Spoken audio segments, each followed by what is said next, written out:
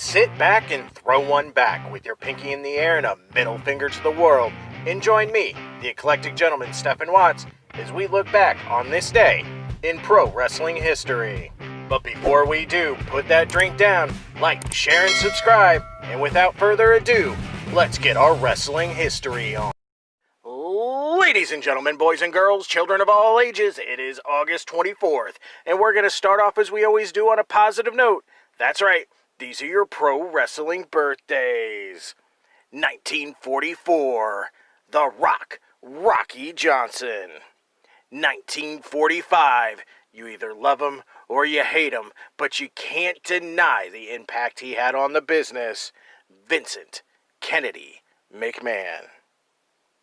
Of course, on the flip side of that coin, your pro wrestling deaths for August 24th.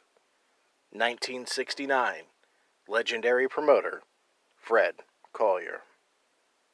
1991, part of the Vachon family lineage, Vivian Vachon. All right, enough of the sad stuff. It's time to get to the meat and potatoes.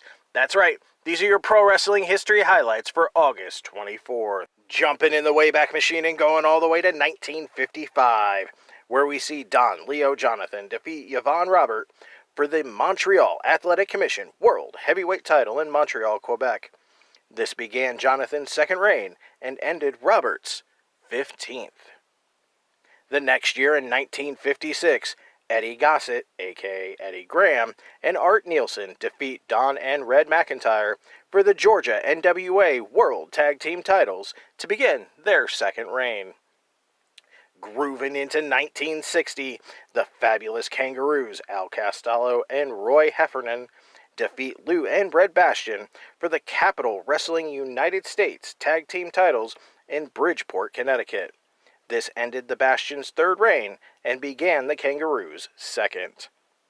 Sticking in 1960, Eric Peterson defeats Joe Scarpa, a.k.a. Chief J. Strongbow, to win the NWA Gulf Coast Heavyweight title in Mobile, Alabama. Moving ahead 1 year to 1961, Pat O'Connor is awarded the NWA United States Heavyweight title at the annual NWA meeting in Chicago, Illinois. The title had been vacant since Buddy Rogers won the NWA World Heavyweight title from O'Connor on June 30th. Moving ahead 1 more year to 1962, Luther Lindsay defeats Fritz von Goring for the NWA Pacific Northwest Heavyweight title. Same title but moving to 1963, Tony Bourne defeats Billy White Wolf for that NWA Pacific Northwest Heavyweight title. Moving ahead to 1964, Carl and Kurt Von Brunner defeat Al Perez and Tojo Yamamoto for the Mid-American NWA World Tag Team titles in Memphis, Tennessee. This began Von Brunner's third tag title reign. Grabbing my best polyester suit and moving to 1970, Johnny Walker and Tojo Yamamoto defeat the Interns for the Mid-American NWA Southern Tag Team titles in Memphis, Tennessee. Bumping ahead 2 years to 1972, Lord Alfred Hayes and Ricky Starr defeat Bobby Duncombe and Dick Murdoch to win the NWA Western States Tag Team titles in Amarillo, Texas.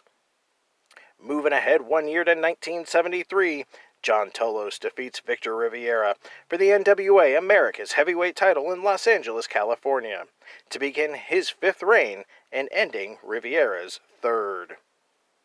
1974, Ricky Gibson and Steve Kovacs win the NWA Mid-American Tag Team titles from Chris Gallagher and Don Kent in Chattanooga, Tennessee. 1978, Wahoo McDaniel defeats The Spoiler to win the Florida NWA Southern Heavyweight title in Jacksonville, Florida.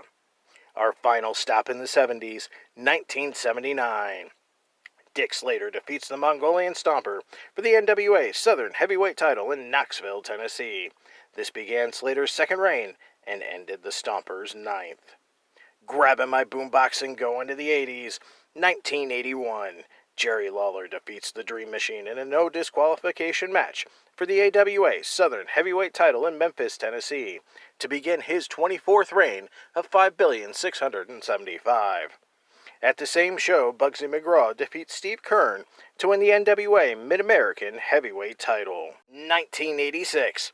Fishman defeats Villano III to win the WWF World Light Heavyweight title in Mexico City, Mexico, ending Villano III's second reign and beginning Fishman's second.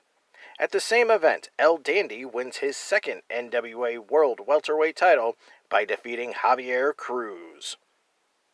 1987, Don Bass defeats Jerry Lawler for the AWA Southern Heavyweight title in Memphis, Tennessee.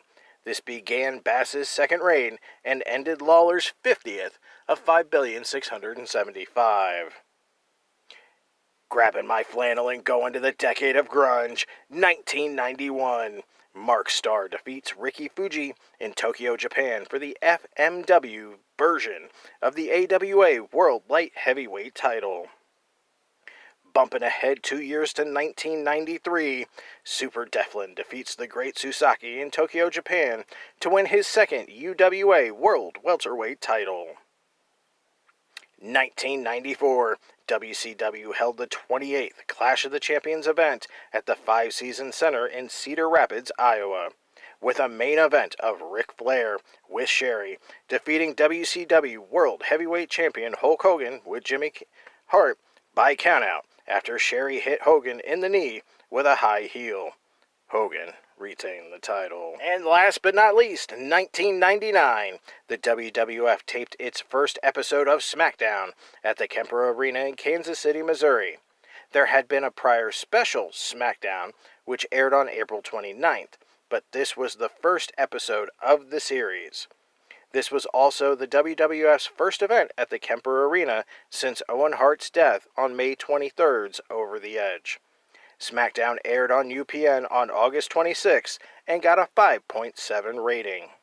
The main event saw WWF champion Triple H pin The Rock to retain the title after special referee Shawn Michaels hit sweet chin music on The Rock as he was motioning for the People's Elbow. Then Triple H hit the pedigree. Those were your short but sweet pro wrestling history highlights for August 24th. I'm the eclectic gentleman Stephen Watts, and we'll see you tomorrow.